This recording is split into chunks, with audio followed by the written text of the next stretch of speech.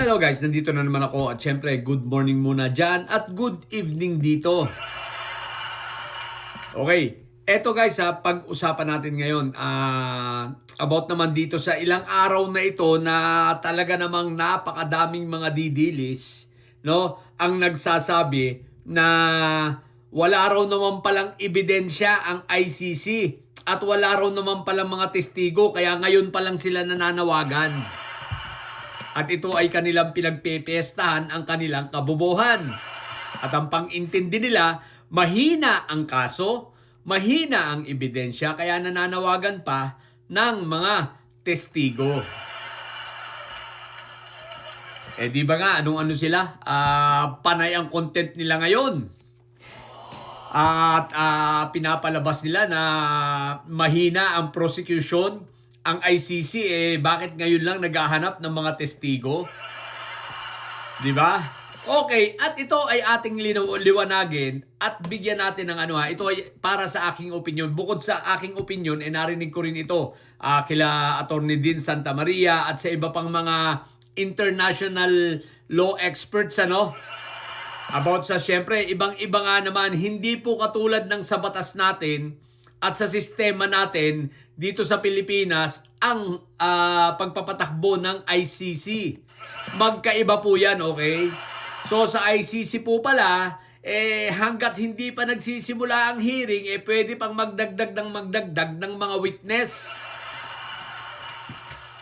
Eto yun guys. Eto yun. Ang kabubuhan ng mga didilis, akala nila mabuti sa kanila yun. Hindi nila alam na napapasama pa sa kanila, lalo na sa kay Fentaboy, itong pananawagan na ito ng ICC.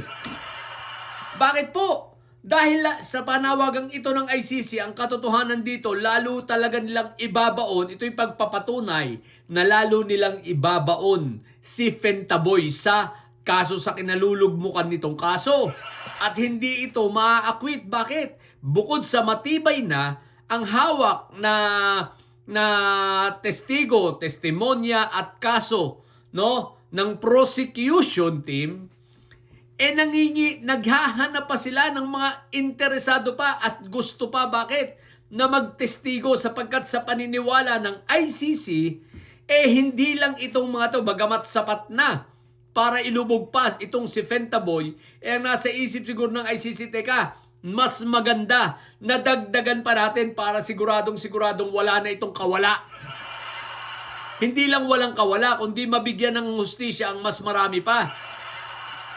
Ibig sabihin, mabaon pa lalo. Bakit naman nila, ang tanong, bakit naman nila gustong ibaon ng gusto si Fentaboy? Paano nung hindi nila ibabaon? Mayayabang ang mga didilis. Paano hindi ibabaon ng ICC si Fentaboy na ito ay malugmok talaga at tawag nito? Malugmok ng matagal, masentensya ng mahaba-habang panahon na hindi na ito makakauwi at talagang ito ay iuuwing nasa garapon na, dahil sa mga kayabangan nitong mga followers ng didilis. Hanggang ngayon hindi na sila natuto. Ipinapakita pa rin nila, ipinapamukha nila na pagkadami-dami nila at malakas sila. Katunayan, meron pang isang didilis itong itago natin sa pangalang Grecopal. Anong ginawa? Sumulat-sulat pa kay Trump. Akala naman ay papansinin ng Trump, teka, Greco, sino ka baga? Wala kang appeal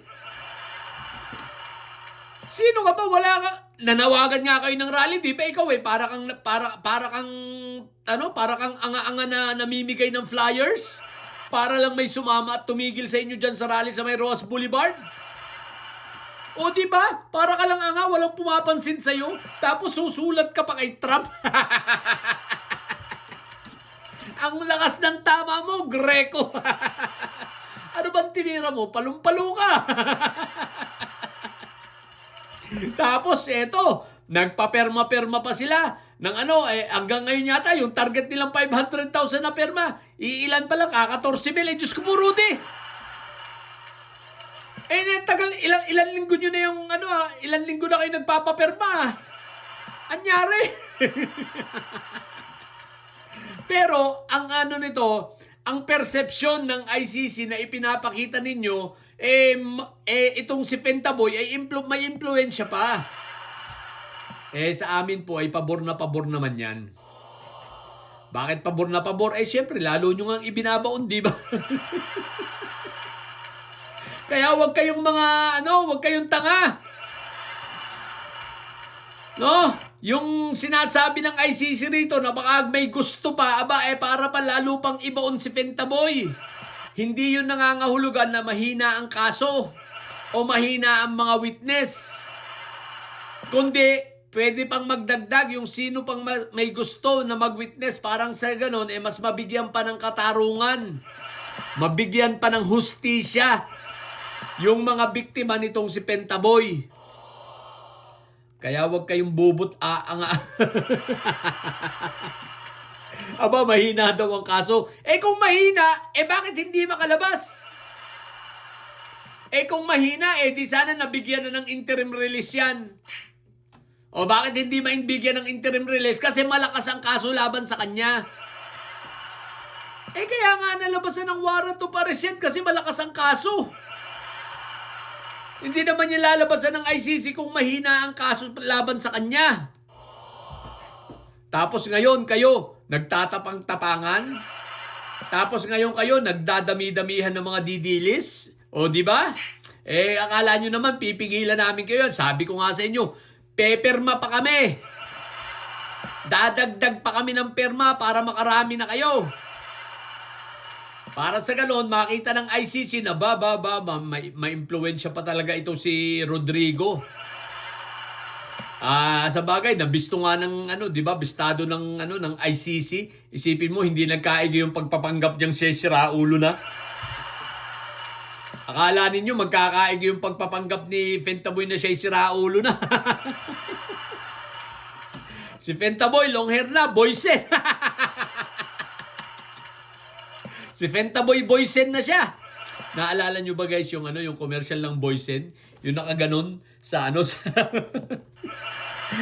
nakaganon sa may grills na bintana ng kulungan, humaba na ang buhok. Commercial ng Boysen. Ganon na si Fentaboy Boysen.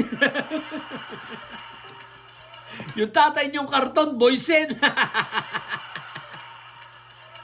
Yun na pala ang tawag ko. Sa mga hindi dyan nakaka-relate do sa Boysen, hanapin ninyo yung commercial ng Boysen. Yung nakakulong na ganyan. Nakagano, nakahawak sa preso tapos nasa tower. No? Yung pala commercial ng pintura. May matanda ron, humaba na ang buhok, kulay puti dahil sa pagkakakulong. So, ganun-ganon si Fentaboy. Tatay ninyo, karton Boysen.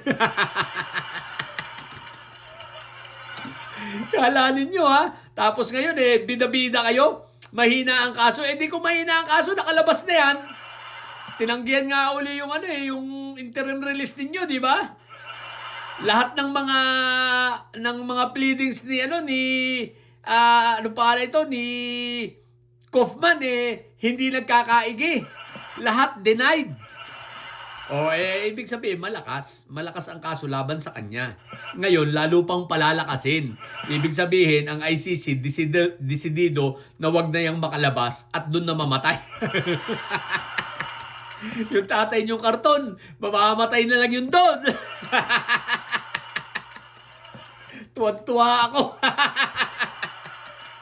Kaya huwag kayo kaanga. So yun lang. Akala ninyo sa mga bubundidilis dyan at may sayad, ang tatay nyo ay karton, Boysen. Matili kayo may sayad. Sa mga may sayad ay laging high blood. Bye!